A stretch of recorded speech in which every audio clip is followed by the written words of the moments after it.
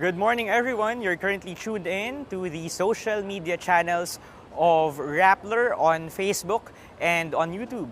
We are still providing you with the latest updates from the Manila Hotel Tent City, which the COMELEC or Commission on Elections has designated as its venue for national elective aspirants to file their certificates of candidacy for the 2025 midterm elections. I am Dwight de Leon, multimedia reporter for Rappler, and if you've been following our coverage, you would know that we're already entering day 3 of this week-long event, day 3 out of 8 to be exact. The past 2 days, however, have been marked by a slow pace in terms of the people coming here and submitting their documents, although that is expected because here in the Philippines, political opponents would rather wait it out and let the other people or let the others make the first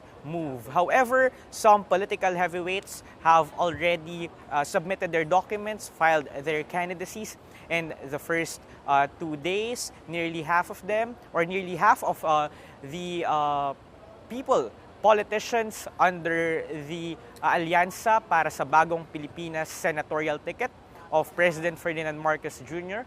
have already filed their candidacies. Alyansa para sa Bagong Pilipinas, in English, that is called Alliance for a New Philippines. It is composed of key political parties here in the Philippines, including Partido Federal ng Pilipinas, which is the political party of President Marcos, as well as Lakas CMD, which is the political party of Speaker Martin Romualdez, the President's first cousin.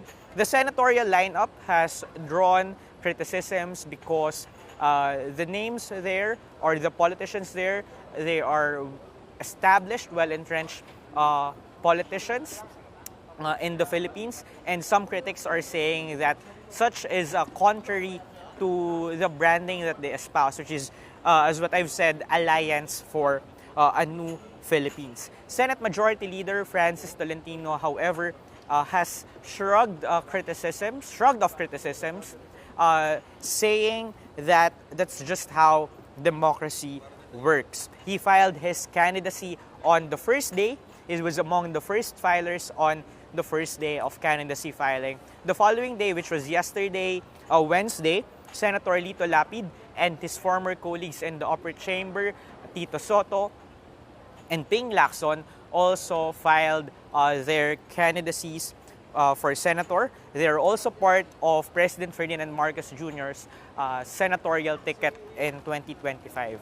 Senator Lapid evaded the question and answer format with reporters, unlike other senatorial wannabes in the first 2 days. But in his opening speech, he cited his 18 years in the Senate.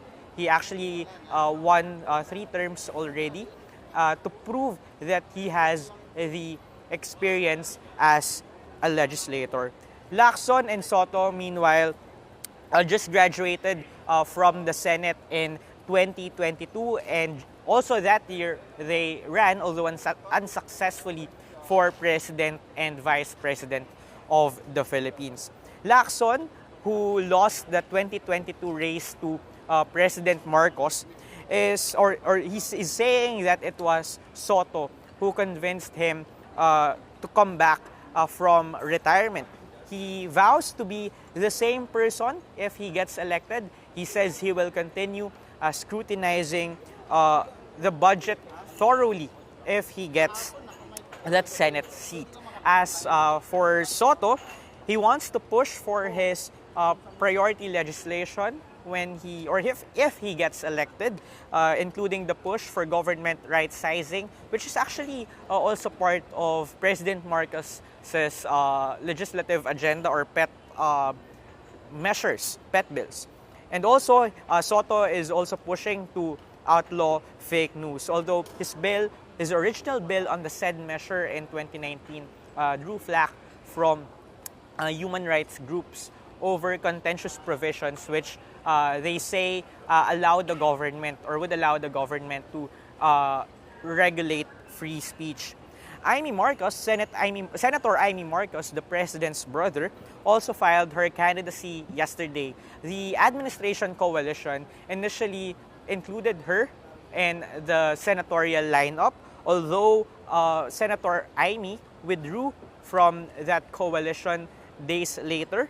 She said yesterday that she did not want to be caught or trapped in the middle once the mudslinging between political opponents heat up. Of course, the context to that is Senator Amy Marcos has deep ties with the Duterte family, particularly Vice President Sara Duterte, who has already bolted out of the Marcos administration, broken ties with the incumbent administration, and has since accused President Marcos's allies in Congress of trying to remove her from office. We asked Senator Amy Marcos, though, yesterday if she would accept a potential endorsement from her friend, isang kaibigan, Vice President Sara Duterte, but she sidestepped the question, or she didn't really outright answer the question. Other notable filers in the first 2 days of the candidacy filing include Agri Representative Wilbert Lee. He's a party-list lawmaker. Also, there was a physician, Jose Montemayor, a defeated aspirant for the presidency or for president in 2022. Interestingly, a theme that emerged in the first 2 days was the entry into politics of vloggers, content creators, internet personalities, whichever way you want to call them. For example, we have Mark Gamboa, Mark Gamboa has 200,000 subscribers on YouTube, and he's running for senator, and he wants to prove that you don't need a huge war chest or an established name in politics in order to make it to the Senate. There's also Norris Jan Okamoto, who has 300,000 subscribers on YouTube. He wants to be a congressman via his party list group Lingap.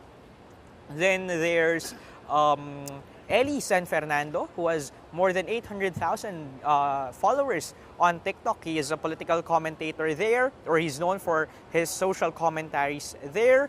And he's also vying for a congressional seat via his party list group Kamanggagawa. Then there's the scene stealer from yesterday, Dio Balbuena, also, or better known as Diwata of the Diwata Pares fame. He is listed as the 4th nominee of Vendor's party list. Although at the moment, it's a long shot for him to become a congressman because under the law, only 3 nominees from a party list group are allowed to get a seat or get seats in Congress. So to simplify this explanation, at the moment, Diwata is just a backup to the 3 nominees. In the party list representation also, we're seeing a mix of groups from based on the people or based on the groups that filed their papers in the past 2 days. There are incumbents seeking a fresh mandate in the Senate, in the House of Representatives. There's Abono, Senior Citizens, United Senior Citizen, which is an offshoot or a breakaway group from Senior Citizens, LPGMA, Diwa, Magsasaka, Co-op Natco, AGAP, Manila Teachers, and Kabayan. I'm also reading those who lost in 2022 but are hoping to make a comeback in 2025 to avoid getting delisted or removed from the ballots in 2028. That includes Bayan Muna, Magdalo, Buhay, and a teacher. A running total so far, 27 senatorial aspirants and 26 party list groups in the first 2 days of candidacy filing here at the Manila Hotel.